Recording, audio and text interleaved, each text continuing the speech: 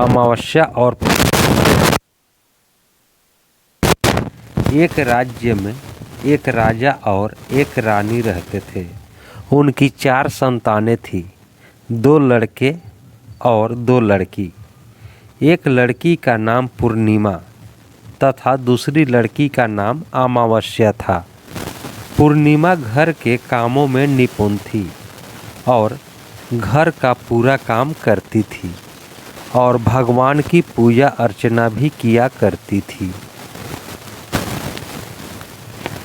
इसके अतिरिक्त वह गौ माता की सेवा भी किया करती थी और उसकी दूसरी बहन अमावस्या ना ही घर का कोई काम करती थी, ना ही भगवान की पूजा अर्चना करती थी और ना ही गौ माता की सेवा करती थी।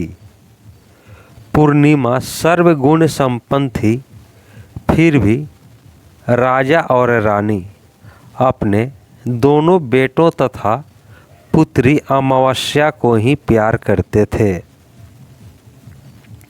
और वह पूर्णिमा से प्यार नहीं करते थे, इसके साथ भेदभाव करते थे।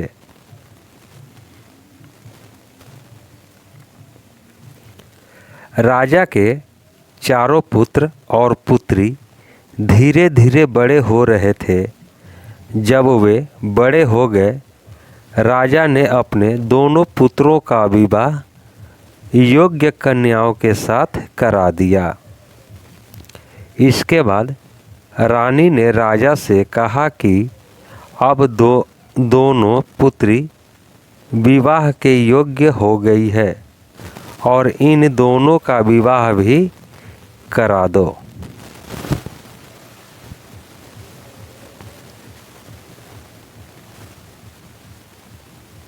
लेकिन पुत्री अमावस्या का विवाह किसी बड़े खानदान में कराना और पूर्णिमा का विवाह किसी गरीब परिवार में कराना, क्योंकि पूर्णिमा को केवल भगवान की पूजा पाठ करना ही पसंद है और गाय की सेवा करना पसंद है। अब रानी ने राजा को दोनों पुत्रियों का रिश्ता तय करने के लिए भेज दिया। राजा ने अपने पड़ोसी राज्य में जाकर वहाँ के राजा के पुत्र से अमावस्या का रिश्ता तय कर दिया और वहीं पास के गांव में जाकर एक गरीब परिवार के लड़के से पुत्री पूर्णिमा का रिश्ता भी तय कर दिया।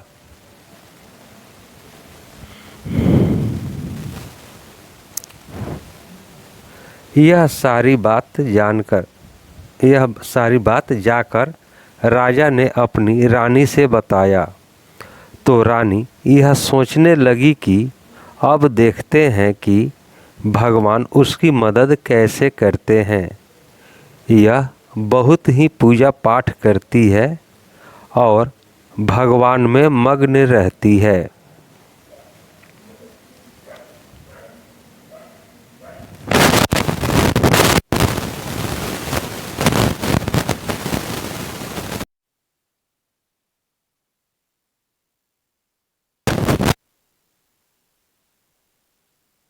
क्योंकि पूर्णिमा उनके घर के कामों में उनका साथ देती है और कामों में उनका हाथ बटाती है और यहीं उनकी दूसरी बहन अमावस्या उन पर रोब जमाती है और घर का कोई कार्य नहीं करती है। कुछ समय बीत जाने के बाद दोनों पुत्रियों का विवाह हो जाता है। राजा और रानी की विवाह के बाद अपनी दोनों पुत्रियों की विदाई देते हैं। विदाई देते समय राजा और रानी पुत्री अमावस्या को बहुत सारा धन और दौलत देकर विदा करते हैं और पूर्णिमा को भी कुछ भी नहीं देते, खाली हाथ अपने घर से विदा करते हैं। इसके बाद दोनों बहनें अपने अपने ससुराल को चली जाती है। कुछ दिन बीत जाते हैं और एक दिन अमावस्या अपने घर पर शिव जी की कथा रखती है, जिसमें वह सभी गांव वालों को निमंत्रण देती है और अपनी बहन पूर्णिमा को नहीं बुलाती। जब गांव की सभी औरतें अमावस्या के यहाँ जाती है तो यहाँ सब दृश्य पूर्णिमा अपने घर के दरवाजे के बाहर बैठकर देख रही होती है। तब वहाँ से गुजर रही औरतें पूर्णिमा से कहती है कि तुम्हारी बहन के यहाँ शिव जी की कथा रखी है, क्या तुम नहीं चलोगी? पूर्णिमा ने कहा, मुझे निमंत्रण नहीं आया, मैं नहीं जा सकती। सभी गांव की औरतों ने पूर्णिमा से कहा, बुलाया नहीं तो क्या हुआ, भगवान शिव की कथा है, तुम हमारे साथ चलो। गांव की सभी औरतों की बात मानकर पूर्णिमा भी उनके साथ भगवान शिव की कथा में अमावस्या के घर चली जाती है।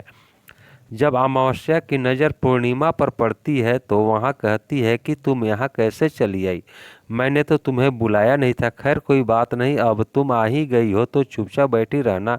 और यह कहते हुए अमावस्या ने पूर्णिमा की गरीबी का भी मजाक उड़ाया। पूर्णिमा की आंखों में आंसू आ गए और रोते रोते मन ही मन में पूर्णिमा भगवान शिव से विनती करती है, हे भगवान, क्या पूजा पाठ करना गलत है? गौ माता की सेवा करना गलत है? आखिर मेरी गलती क्या है? आप मुझ पर अपनी कृपा दृष्टि कब बनाएंगे? पूर्णिमा बार बार भगवान शिव से यही कहती रहती। इतने में शिव कथा पूरी हो जाती है और अमावस्या भगवान की प्रसाद बांटने लगती है, सभी लोगों को प्रसाद देती है। लेकिन पूर्णिमा को वहाँ प्रसाद नहीं देती। पूर्णिमा बिना प्रसाद के ही अपने घर लौट जाती है। रास्ते में वह यहाँ सोचते हुए चलती है, यदि बच्चे उनसे कथा का प्रसाद मांगेंगे तो वह उन्हें क्या जवाब देगी। उसने सोचा कि वह अपने मायके, अपने भाई और भौजाई के यहाँ जाएगी और वहाँ जाते हुए अपने बच्चों के लिए कुछ लेकर आएगी। ऐसा सोचते हुए अपने घर वापस लौट आई। घर वापस लौटकर आने के बाद वह अपने पति और बच्चों से कहती है कि वह अपने मायके जा रही है। पति ने कहा ठीक है, और कुछ समय के बाद पूर्णिमा अपने मायके के लिए रवाना हो गई। चलते चलते रास्ते में एक चबूतरा आया जिस पर तुलसी का पौधा लगा था और उस चबूतरे पर बूढ़ी अम्मा बैठी हुई थी। वह कोई नहीं, साक्षात तुलसी माँ थी। उस बूढ़ी माता ने पूर्णिमा से कहा, बिटिया तुम कौन हो और कहाँ जा रही हो? पूर्णिमा अपना परिचय देती है। परिचय देने के बाद बूढ़ी औरत ने पूर्णिमा से कहा कि यहाँ तुलसी का पौधा सूख रहा है, इसमें थोड़ा सा पानी डाल दो और इस चबूतरे की साफ सफाई कर दो, जिससे मुझे थोड़ी ठंडक मिलेगी। पूर्णिमा ने कहा ठीक है माँ, मैं तुलसी में पानी डाल देती हूँ और यहाँ की सफाई भी कर देती हूँ। पूर्णिमा ने सफाई करने के बाद बूढ़ी अम्मा को भी नहला दिया और बूढ़ी अम्मा की भी सेवा की, उनके पैर दबाए और बूढ़ी अम्मा से कहा कि माँ जी और बताइए मैं आपकी क्या सेवा करूँ, कोई काम है तो मुझे बता दीजिए, मैं कर दूंगी। बूढ़ी अम्मा ने कहा कुछ नहीं, अब तुम जाओ और वापस आते समय वापस आते वक्त आपसे मिलते हुए जाऊंगी। कुछ समय आगे चलने के बाद एक शिव मंदिर आया। वहाँ पर उसे एक बूढ़े बाबा मिले जो मंदिर के बाहर बैठे हुए थे। वह कोई और नहीं, साक्षात भोलेनाथ थे। उन्होंने पूर्णिमा से कहा कि कहाँ जा रही हो बेटी, तुम कौन हो? तब पूर्णिमा ने अपना परिचय दिया। फिर उस बूढ़े बाबा ने पूर्णिमा से कहा, इस चबूतरे की और इस मंदिर की सफाई कर दो। तब पूर्णिमा ने मंदिर की और चबूतरे की साफ सफाई कर दी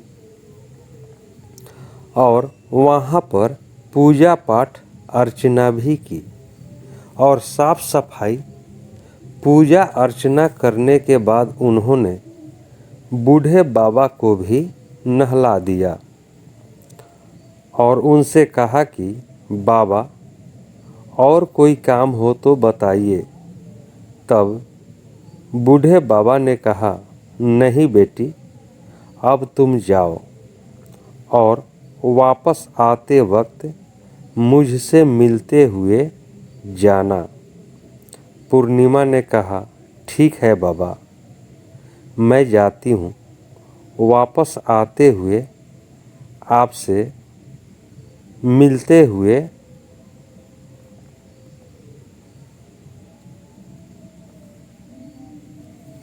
जाऊंगी। आगे चलते चलते कुछ दूर चलने के बाद पूर्णिमा को एक काली जी का मंदिर दिखा। वहाँ भी एक बूढ़ी अम्मा चबूतरे पर बैठी हुई थी।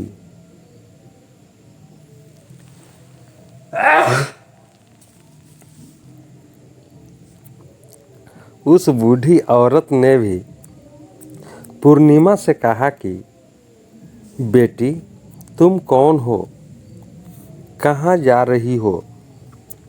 तब पूर्णिमा ने उस बूढ़ी औरत को भी अपना परिचय दिया।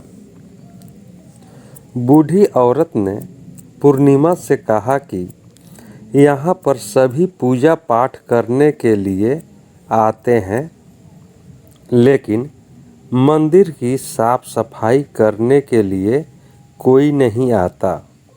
इसलिए तुम मंदिर और चबूतरे की साफ सफाई कर दो। पूर्णिमा ने कहा, ठीक है माता जी। और पूर्णिमा मंदिर की और चबूतरे की साफ सफाई कर देती है और पूजा पाठ भी करती है और माता जी का श्रृंगार कर देती है और उस बूढ़ी अम्मा को भी नहला देती है और बूढ़ी अम्मा के पैर दबाती है और कहती है कि सभी काम हो गया है माँ जी, और कोई काम हो तो बताइए। बूढ़ी अम्मा कहती है कि नहीं।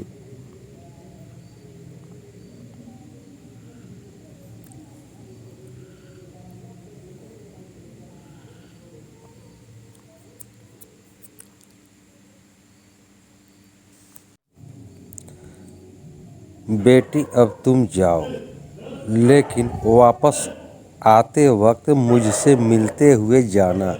पूर्णिमा कहती है ठीक है, और वह आगे चली जाती है। आगे चलते चलते एक नदी आती है। वहाँ पर भी एक बूढ़ी अम्मा बैठी रहती है और वहाँ कहती है कि बेटी, तुम कौन हो और कहाँ से आई हो। उसे भी पूर्णिमा अपना परिचय देती है। बूढ़ी औरत पूर्णिमा से कहती है कि नदी पर स्नान करने तो यहाँ पर सब आते हैं, लेकिन यहाँ की साफ सफाई कोई नहीं करता। इसलिए तुम इस किनारे पर साफ सफाई कर दो। पूर्णिमा कहती है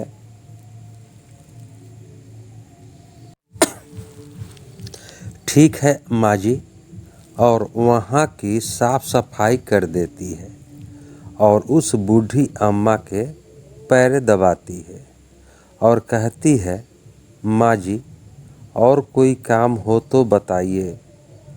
बूढ़ी औरत कहती है कि कुछ नहीं बेटी, तुम जाओ, लेकिन वापस आते वक्त मुझसे मिलते हुए जाना। और वहाँ नाव में बैठकर नदी के दूसरे किनारे पहुंच जाती है और वहां अपने मायके के घर पहुंच जाती है। वहां पर पूर्णिमा के भाई और भाभी उसे देखकर बहुत खुश हो जाते हैं और वे पूर्णिमा की बहुत खातिरदारी करते हैं और उससे बहुत सारी बातें करते हैं और कहते हैं कि बच्चों को भी साथ में लेकर आती तो बहुत अच्छा होता।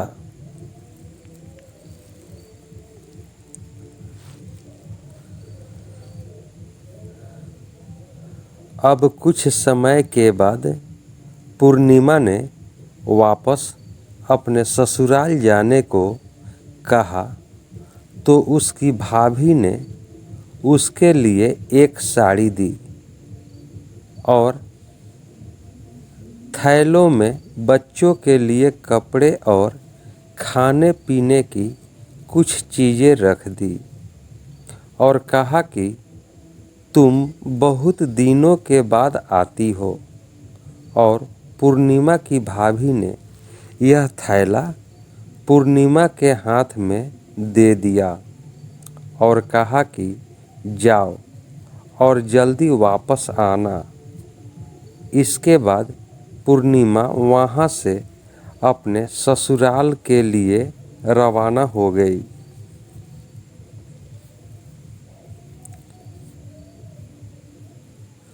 और उसी की नदी के किनारे पहुंची और नाव में बैठकर दूसरे किनारे पर उतर गई। वहाँ पर उतरने के बाद वहाँ पर उसे वहीं बूढ़ी अम्मा मिली जो साक्षात गंगा मैया थी। उस बूढ़ी अम्मा ने पूर्णिमा को एक थैला दिया और कहा कि इसे तुम अपने घर जाकर ही खोलना। अब पूर्णिमा के पास बहुत पहले हो गए थे, बहुत पहले से थैला हो गया था। उन्हें लेकर पूर्णिमा वहाँ से रवाना हुई। आगे कुछ दूर चलने पर काली माँ का मंदिर आया। वहाँ पर काली माँ बूढ़ी माँ के रूप में विराजमान थी। उसने कहा, आ गई बेटी। पूर्णिमा ने कहा, हाँ माँ जी, मैं आ गई। तो काली माँ ने उसे एक थैला दिया और कहा, तुम यह थैला अपने घर जाकर खोलना। अब पूर्णिमा के पास 3 थैले हो गए थे।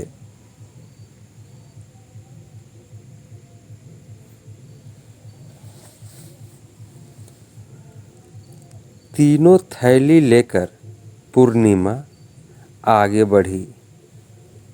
कुछ दूर जाने पर शिव जी का मंदिर आया, जहाँ बूढ़े बाबा के रूप में शिव जी स्वयं विराजमान थे।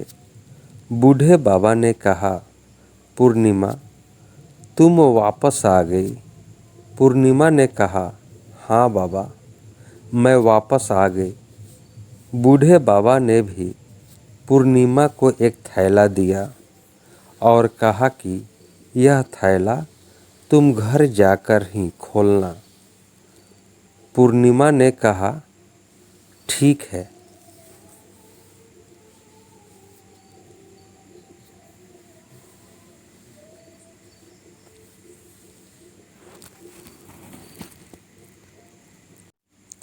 बाबा अब पूर्णिमा के पास 4 थैले हो गए थे। अब पूर्णिमा 4 थैले पहले को अब कैसे ले जाती। उसने एक पुरानी साड़ी निकाली और उन सभी थैलों का एक गट्ठा बना लिया और उस पर और सर पर रख कर वहाँ से रवाना हो गई। कुछ दूर जाने के बाद उसे तुलसी माँ बूढ़ी औरत के रूप में मिलती है और कहती है, पूर्णिमा तुम आ गई। पूर्णिमा कहती है, हाँ माँ जी, मैं आ गई। वह बूढ़ी औरत भी उसे एक थैला देती है और कहती है कि यह थैला तू अपने घर जाकर ही खोलना। पूर्णिमा कहती है, ठीक है माँ जी। अब पूर्णिमा के पास 5 थैले हो गए थे। पूर्णिमा वहाँ से रवाना हुई तो वापस अपने घर पहुँच गई। पूर्णिमा ने बच्चों को नीचे रखा और सबसे पहले अपने मायके का थैले खोलकर देखने लगी। उसमें बच्चों के लिए अच्छे अच्छे कपड़े और खाने पीने की चीज़ें थी और उसमें कुछ गहने भी थे। पूर्णिमा ने कपड़े अपने बच्चों को दे दिए और खाने पीने की चीज़ें भी बच्चों को दे दी। बच्चे यह सब पाकर बहुत खुश थे। अब पूर्णिमा ने दूसरा थैला खोला तो उसे गंगा मैया ने दिया था। उसमें ढेर सारे हीरे जवाहरात, सोना चांदी आदि था। इसके बाद अब पूर्णिमा ने तीसरा थैला खोला जो उसे काली माँ ने दिया था। उसमें बहुत सारा सोना, श्रृंगार का सामान भरा हुआ था। इसके बाद पूर्णिमा ने चौथा थैला खोला जो उसे भगवान शिव ने दिया हुआ था। उसमें बहुत सारा धन संपत्ति भरा हुआ था और बहुत सारी खुशियाँ भरी हुई थी। उसके बाद अब पूर्णिमा ने पांचवा थैला खोला जो उसे तुलसी माँ ने दिया था। उसमें चावल, दाल और 7 प्रकार की खाने की चीज़ों से भरा हुआ था। अब पूर्णिमा के घर में किसी भी चीज़ की कमी नहीं थी। उसका घर धन धान्य से भरा हुआ था और परिपूर्ण था। अब पूर्णिमा और उसका परिवार सुख में जीवन व्यतीत करने लगा।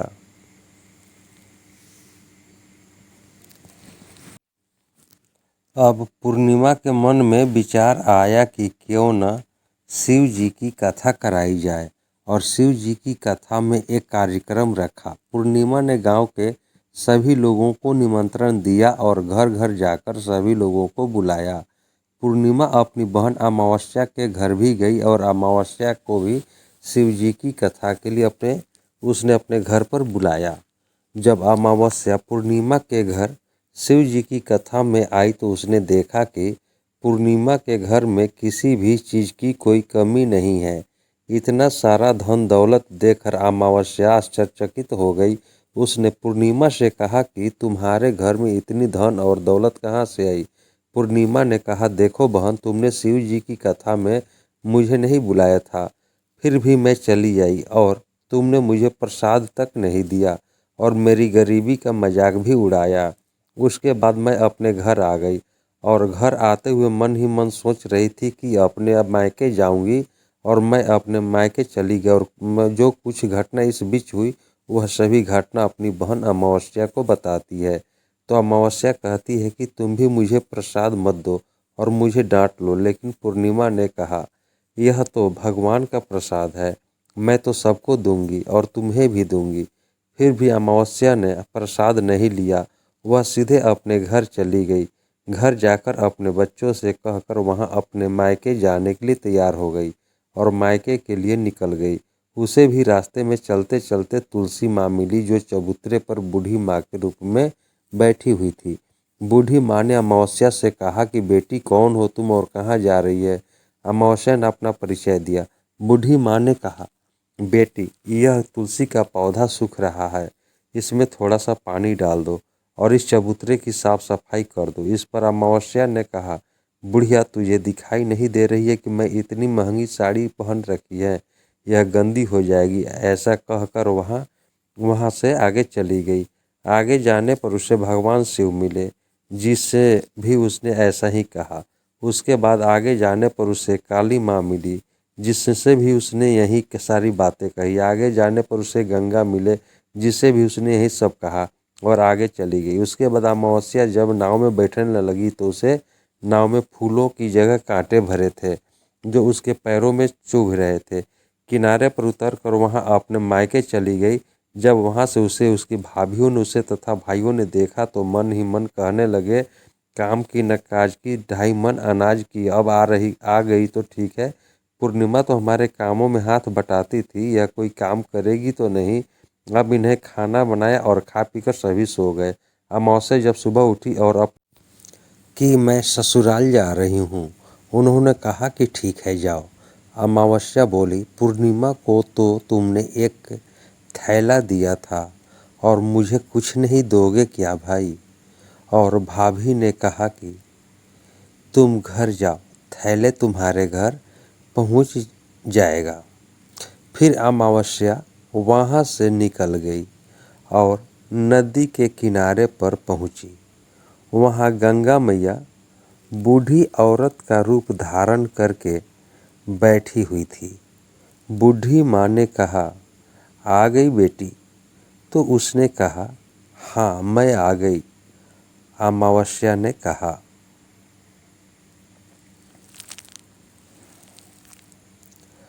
तुमने पूर्णिमा को एक थैला दिया था और मुझे नहीं दोगी, क्या बूढ़ी अम्मा ने कहा। तुम घर जाओ, थैले तुम्हारे घर पहुंच जाएगा। इसके बाद आगे जाने पर उसे काली मैया मिली। उसने भी अमावस्या को यही कहा। इसके बाद आगे जाने पर उसे शिव भगवान मिले, जिन्होंने भी अमावस्या से यही कहा। इसके बाद आगे जाने पर उसे तुलसी माँ मिली और उसने भी अमावस्या से यही कहा, तुम घर जाओ, थैले तुम्हारे घर पहुंच जाएगा।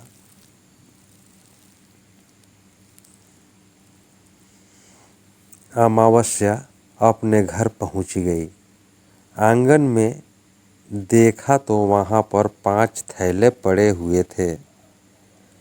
अमावस्या ने मन ही मन सोचा कि अब तो मेरे पास बहुत सारी धन और दौलत आ जाएगी। जल्दी जल्दी उसने सभी थैले को खोला। किसी में मिट्टी थे तो किसी में पत्थर, किसी में कंकड़ और किसी में कोयला। उसे मायके से भी कुछ नहीं मिला था।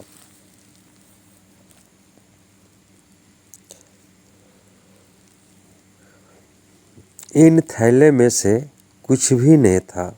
अमावस्या दौड़ती हुई पूर्णिमा के घर गई और कहती है कि तुम्हें तो इतना सब कुछ मिला, मुझे तो कुछ नहीं मिला, आखिर क्यों? तो पूर्णिमा कहती है कि जब मैं अपने मायके जाती हूँ तो अपनी भाभियों के साथ उनके कामों में हाथ बटाती हूँ, उनके साथ मिलकर काम करती हूँ।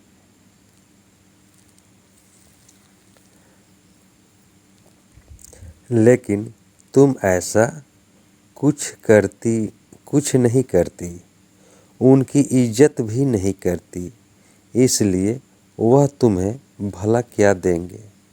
इसके बाद तुमने गंगा मैया को ठुकरा दिया और काली माँ को भी ठुकरा दिया और भगवान शिव को भी तुमने ठुकरा दिया, इसलिए उन्होंने भी तुम्हें कुछ नहीं दिया। अमावस्या कहती है कि बहन,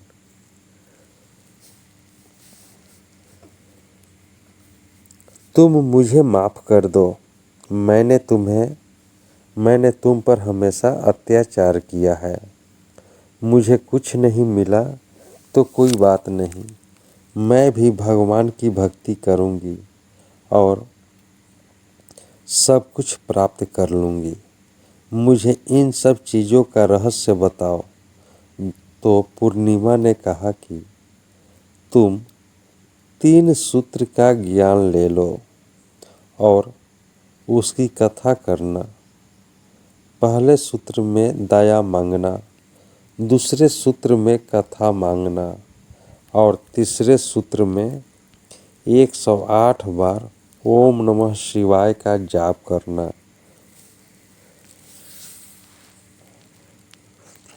बहन, भगवान ने यह सूत्र दिए हैं, इनको अपने हृदय में बसा लेना।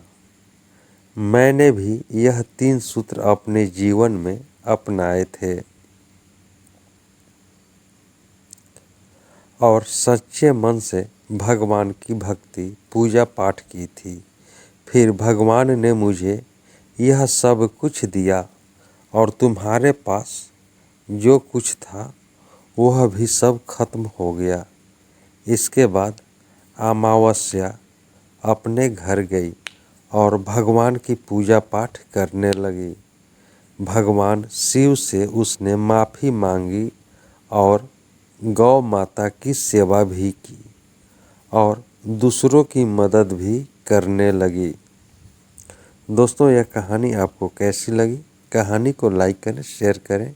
चैनल पर नए हैं तो चैनल को सब्सक्राइब कर लें, बेल आइकन का बटन दबा दें जिससे कि जो भी वीडियो हम अपलोड करें सबसे पहले आप तक पहुंच सके। अब हम लोग अगले वीडियो में मिलेंगे, तब तक के लिए जय हिंद, जय भारत।